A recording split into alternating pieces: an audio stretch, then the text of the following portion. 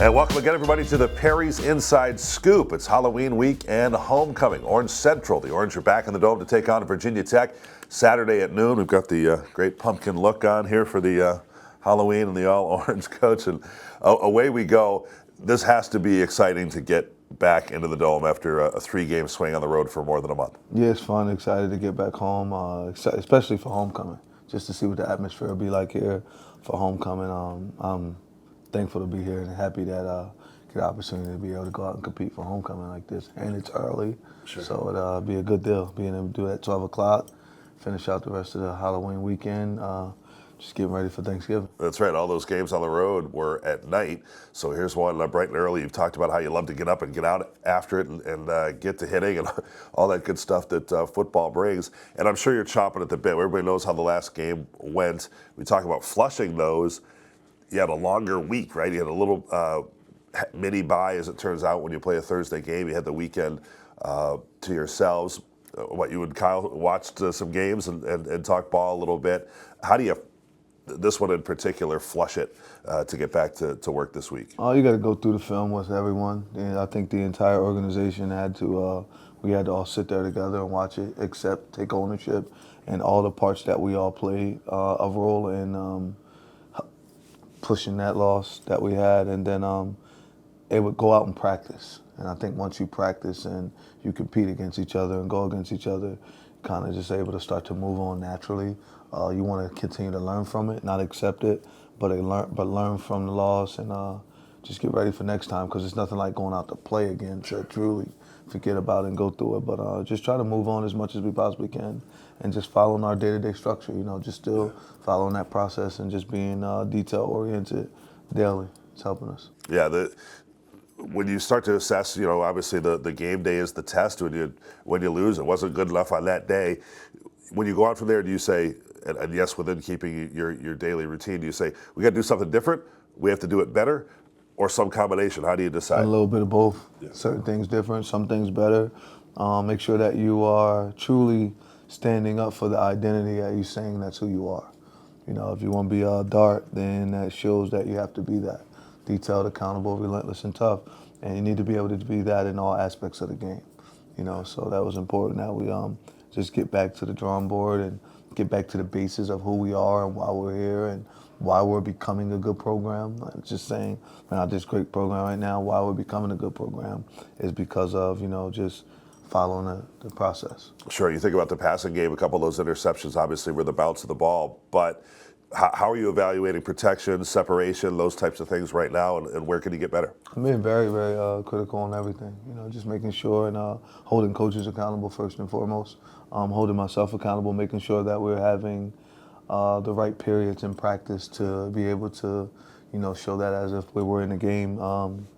Operation, being able to operate it same way we're operating the game. So just being able to do all those things and make it as game-oriented as possible, so that way when we get into the game, it's second nature. And the offensive line, defensive line, linebackers, running backs, they've seen it already, and it's not the first time. Yeah, exciting stuff to be back in the Dome this week. Marlo Wax returned the last game out against Pittsburgh. That was a nice boost. He returns home to play in the Dome for the first time since the opening week. Now that he's another week in, another week of practice, another week feeling close to 100% or as close as you can at this point in the year. What's the next step in terms of solidifying who you can be defensively?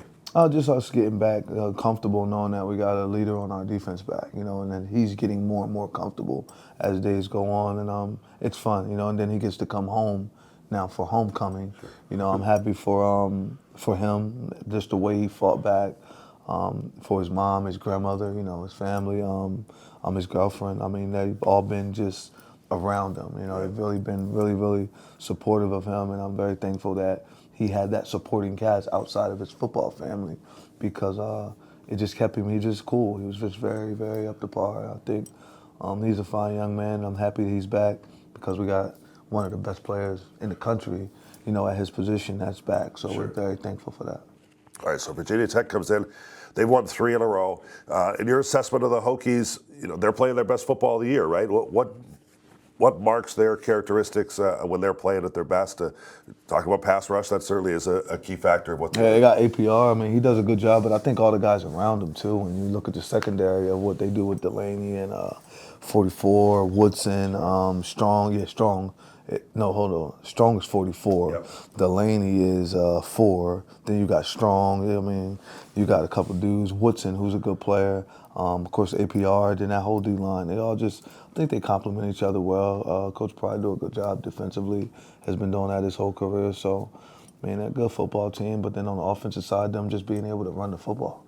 You know, I think they got one of the better running backs in the country. I know the young man. Yeah. He's always done a good job running the ball. So they have him, and then they got a quarterback who can run the ball. And then you got to go to also Malachi and the guys that come in after Tootin goes down. So when you look at Malachi and Cooney, those guys can play also. But then I think the quarterback is how the thing goes. You know, Jones is a good player. He's a big physical player, so it's like another running back running the ball. So, you know, it's going to be fun to play against those guys. I think their receivers are good, though.